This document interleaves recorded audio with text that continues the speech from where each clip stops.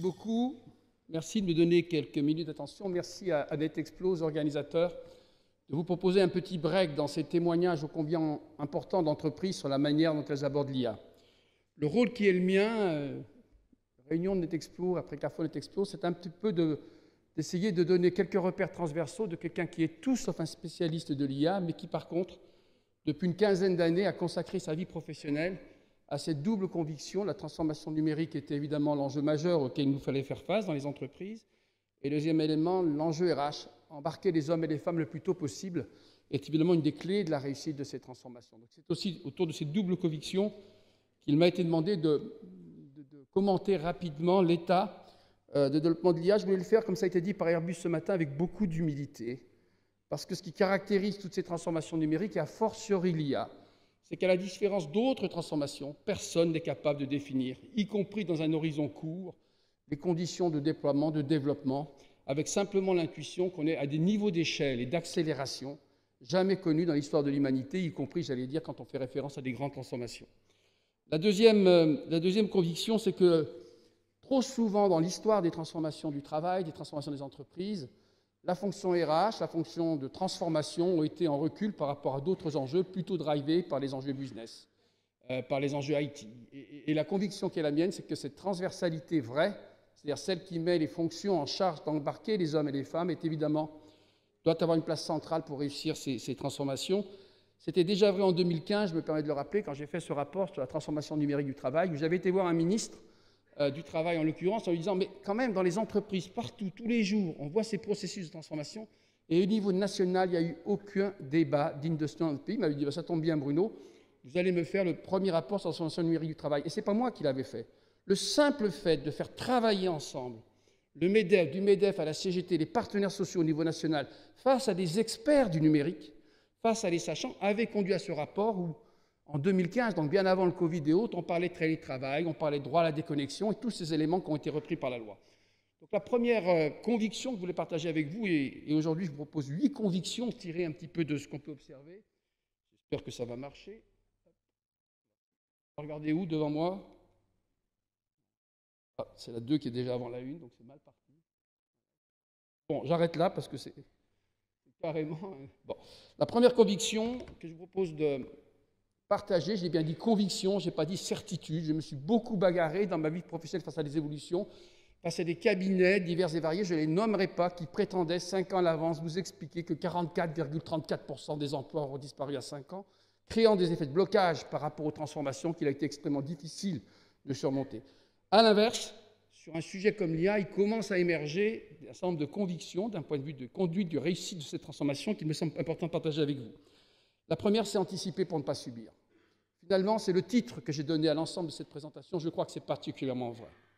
On voit bien que face à des transformations si fortes, il y a deux logiques. Il y en a une qui consiste à suivre, il y en a une qui consiste à constater, il y en a une qui consiste parfois à constater qu'on a été disrupté par l'évolution des technologies, il y en a une qui consiste à appliquer mécaniquement des nouveaux process sans s'interroger sur les conséquences, sur les équilibres fondamentaux de l'entreprise, et puis il y en a une autre.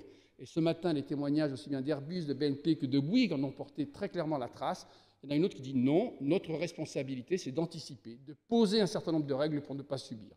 Ça, c'est vraiment pour moi la posture qu'il faut avoir pour réussir, j'allais dire, l'accompagnement de ces transformations. La seconde conviction, c'est que la culture, les valeurs, l'identité, les métiers des entreprises doivent façonner la définition de l'IA. Gardons-nous des modèles. Je suis un peu taquin ce matin, c'est peut-être mon humeur, mais parfois porté par des éditeurs qui voient l'enjeu business majeur qui est le leur, interpellés par la disruption dont on est porteur, vous dictez la manière d'intégrer l'IA dans vos métiers, dans son développement, dans la façon dont elle va diffuser dans vos entreprises. Je crois vraiment que l'une des responsabilités des COMEX et TOPIX, avec nos partenaires de l'école de mines, quand on en rentre dans les entreprises, c'est vraiment là-dessus qu'on insiste. C'est au niveau du COMEX, au niveau du CODIR RH, au niveau des enjeux de transformation, voilà, qu'on doit poser le regard sur la manière dont on appréhende le développement de l'IA. C'est pour moi quelque chose d'absolument clé. La première traduction du anticiper pour ne pas subir, c'est d'avoir cette approche par métier, cette approche par activité, cette approche en fonction de la culture et des valeurs de l'entreprise. Des entreprises qui sont en grave difficulté économique peuvent trouver à travers l'IA et son développement des éléments de rebond tout à fait considérables. Des entreprises qui, à l'inverse, ont des logiques de développement très fortes et font du contrat social et du maintien du lien au travail un des éléments clés de leur valeur et de leur développement, doivent évidemment concevoir et construire l'IA autour de cet enjeu. Donc, votre culture, votre identité, vos métiers doivent façonner notre vision, votre vision de l'IA est évidemment un des éléments clés. La troisième conviction, elle est un peu plus délicate, parce que j'avoue que, encore une fois, à défaut de bien comprendre les mécanismes dans leur profondeur, je travaille beaucoup avec l'école des mines pour voir l'impact de l'IA sur le travail. La troisième conviction, c'est celle qui dit que la machine ne remplacera pas l'IA. C'est à la fois vrai, parce qu'on voit bien quand on développe l'IA l'ampleur du gap qu'il y aurait pour faire disparaître la dimension humaine de l'activité, et en même temps, ça ne doit pas conduire à sous-estimer la profonde bouleversement que l'IA représente par rapport aux vagues de transformation numérique précédentes. On voit en laboratoire, comme le fait l'école des mines, jusqu'où on peut pousser l'usage de l'IA. Depuis la conception d'un ouvrage jusqu'à son impression, en passant par sa diffusion, et qu'on rapproche ça des métiers de l'édition.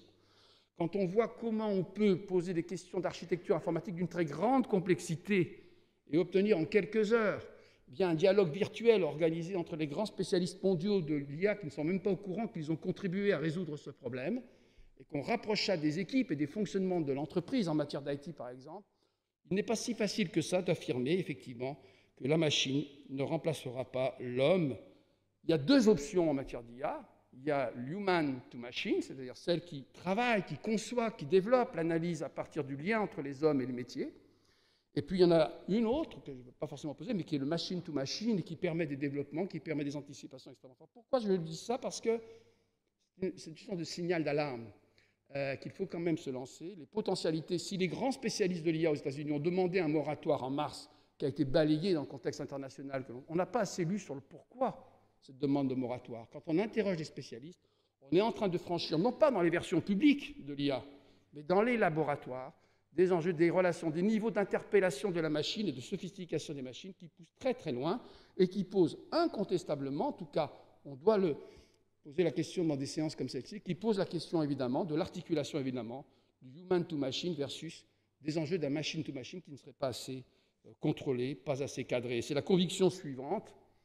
On voit bien que face au développement de l'IA, c'est la conviction numéro 4, le cadré. Cette fois-ci, je vais essayer d'appuyer, on ne sait jamais. Cadrer plutôt qu'interdire. J'ai bien dit cadrer.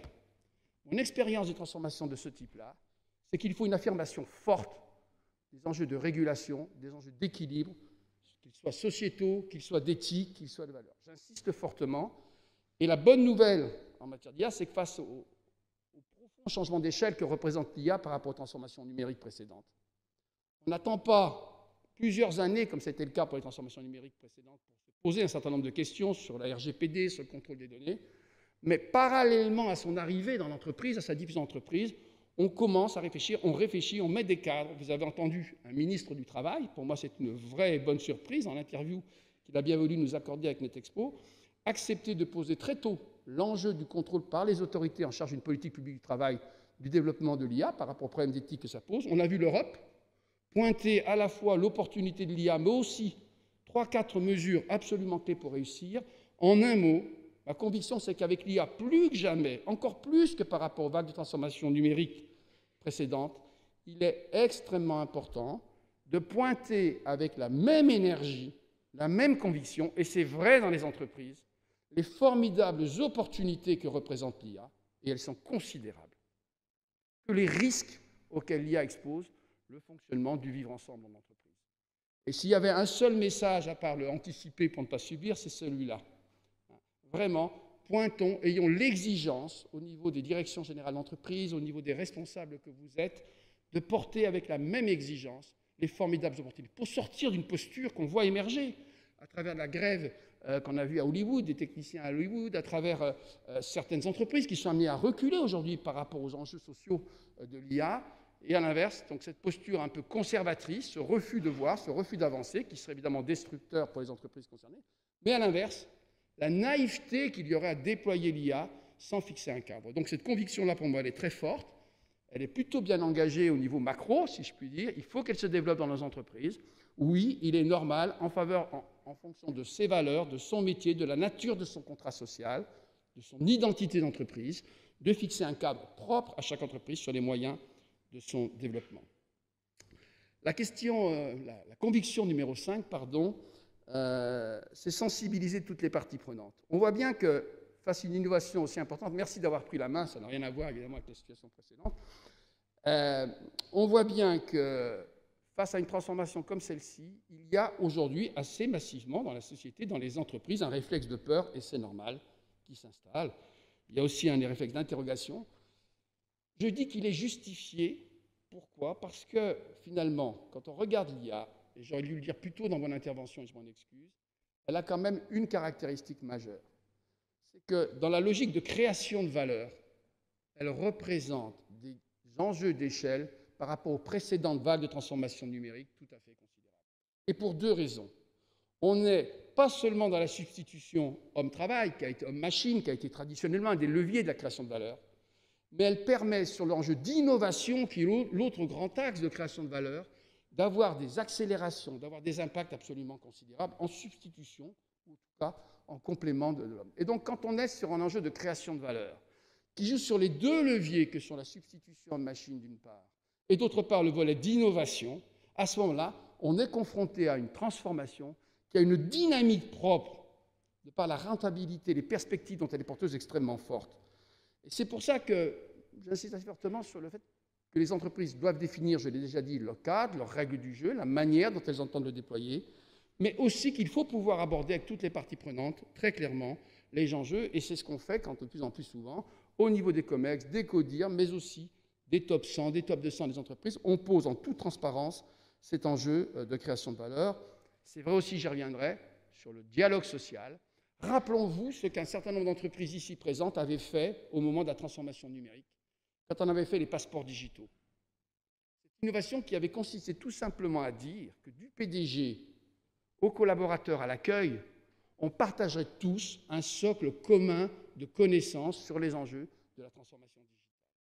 Je crois vraiment que sur l'IA, il faut reproduire ce type d'approche, c'est-à-dire que quel que soit notre niveau de responsabilité dans l'entreprise, du spécialiste, j'allais dire, de l'intelligence artificielle, à la personne de l'accueil, en passant par la DRH, nous partageons un socle commun d'enjeux autour de l'IA pour pouvoir mettre derrière cette réalité les mêmes mots, des mots communs qui permettent évidemment de se comprendre à minima dans l'entreprise. Ça peut sembler un enjeu secondaire par rapport à tous les enjeux, mais c'est un point extrêmement important. Il me reste 9 secondes pour trois éléments, donc je vais aller particulièrement vite. Le suivant, c'est évidemment, j'en ai déjà parlé, c'est de ne pas reproduire l'attitude télétravail. Dans beaucoup de cas, quand on a déployé le télétravail, rappelez-vous, vous avez eu les nouveaux convertis qui ont expliqué que les sièges sociaux des entreprises avaient vocation à disparaître. Et puis vous avez toutes ces entreprises aux États-Unis, notamment dans la tech, qui font machine arrière en rendant compte de perte de productivité. À l'inverse, vous avez cette tentation conservatrice qui a consisté évidemment à s'opposer par principe au télétravail, jusqu'à ce qu'on s'aperçoit que... Voilà. Posons les équilibres, encore une fois, risque opportunité, je le dis avec force, identifions bien les bons équilibres.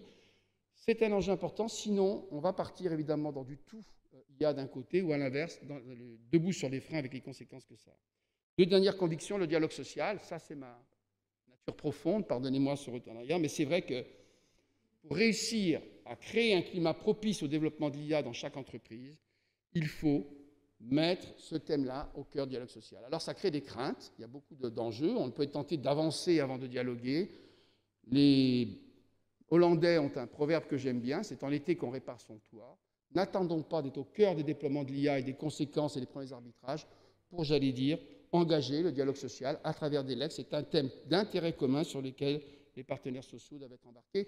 Je suis frappé, par exemple, que ce soit du côté de la CFDT ou du côté de la CGT, de l'UGIC-CGT, il y a aujourd'hui des réflexions sur l'IA, pardonnez-moi, mais qui sont de très grande qualité et qu'il faut évidemment savoir intégrer aux démarches et aux entreprises et décliner dans nos entreprises. Dernier élément, évidemment, c'est cette transversalité de l'approche, embarquer tous les métiers. Vous avez compris, pour moi, c'est la clé d'un changement réussi. Embarquer tous les métiers, ça veut dire que l'IA, c'est un collectif qui rassemble la vision outil, la vision IT, l'architecture IT. Elle est évidemment pleinement embarquée avec tout cet enjeu, mais je n'y reviens pas, d'autres en parlent beaucoup mieux que moi, de la data, de la donnée, de la propriété de la donnée. Donc ça, c'est évidemment la dimension outil IT. Il y a la dimension métier, la dimension création de valeur métier, et puis au même niveau, je le redirai une dernière fois, il y a toute la dimension RH, conduite de changement, appropriation des enjeux, mobilisation du corps social, négociation. GEPP dédié aux impacts de l'IA quand elle commence à se déployer dans une activité, anticipation en termes de compétences des transformations qu'il y a, encore une fois, si on anticipe, et je termine par ce par quoi je commençais, l'anticipation en termes d'adaptation des compétences, qui sont très lourdes derrière les conséquences de l'IA, est évidemment une des clés de la réussite. Pardonnez-moi, j'ai été trop long, mais c'était quelques-unes des convictions que je voulais partager avec vous. Il faut évidemment réussir à animer, encadrer, coordonner le déploiement de l'IA. C'est un enjeu important, que ce soit au niveau de l'Europe, de notre pays, mais aussi des entreprises où la réalité se joue au quotidien. Merci de votre attention. Merci beaucoup Bruno Meitling pour le partage de ses convictions. Avant de passer la parole aux dirigeants de Crédit Agricole, je vous propose d'entendre à nouveau les étudiants de l'ESCP.